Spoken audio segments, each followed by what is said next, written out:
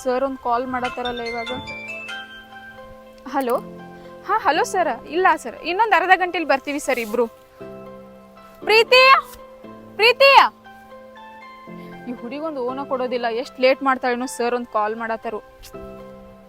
ಪ್ರೀತಿ ಈಗ ಮನೆಗೆ ಹೋಗಿ ಕರ್ಕೊಂಡು ಬರ್ಬೇಕು ಅನಿಸ್ತೀವಿ.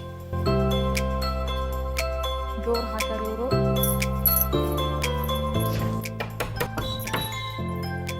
ನಿಖಿತಾ ನೀನಾ ಬಾ ಒಳಗ. ಅಂಟಿರಿ ಪ್ರೀತಿ ಇನ್ನೂ ರೆಡಿ ಆಗಿಲ್ಲೇನ್ರಿ?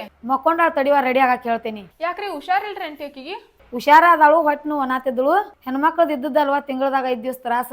ಓ ಪೀರಿಯಡ್ಸ್ ಆಗೈತೇನ್ರಿ ಅಂಟಿ? ಹೌದ್ವಾ. ಮತ್ ಇವತ್ತಕ್ಕೆ ಆಫೀಸ್ ರಜೆ ಐತಲ್ರಿ? ಹಂಗಂದ್ರ ರಜಾ ಐತಿ ಹೇಳೇ ಇಲ್ಲಲ್ಲ ನನಗ. ಇವತ್ತು ಯಾಕವ ರಜಾ?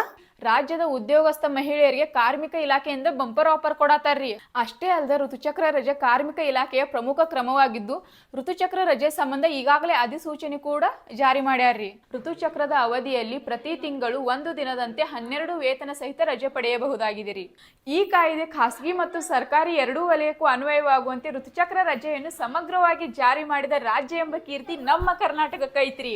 ಋತುಚಕ್ರ ರಜೆ ನೀತಿ 2025ರ ಪ್ರಕಾರ ಖಾಸಗಿ ಸಂಸ್ಥೆಗಳು ಸೇರಿದಂತೆ ಎಲ್ಲಾ ಕ್ಷೇತ್ರದ ಮಹಿಳೆಯರಿಗೆ ಕಡ್ಡಾಯವಾಗಿ ಈ ಕಾಯ್ದೆ ಅನ್ವಯವಾಗತ್ತೆ ರೀ. ಈ ರಜೆ ಪಡೆಯಲು ಯಾವುದೇ ಹಾಸ್ಪಿಟಲ್ ಸರ್ಟಿಫಿಕೇಟ್ ಬೇಕಾಗಿಲ್ಲ ರೀ. ತಿಂಗಳ ಮುಟ್ಟಿನ ರಜೆಯನ್ನು ಆಯಾ ತಿಂಗಳೇ ಪಡೆಯಬೇಕಾಗಿದ್ದು ಮುಂದಿನ ತಿಂಗಳಿಗೆ ವರ್ಗಾವಣೆ ಮಾಡುವಂತಿಲ್ಲ.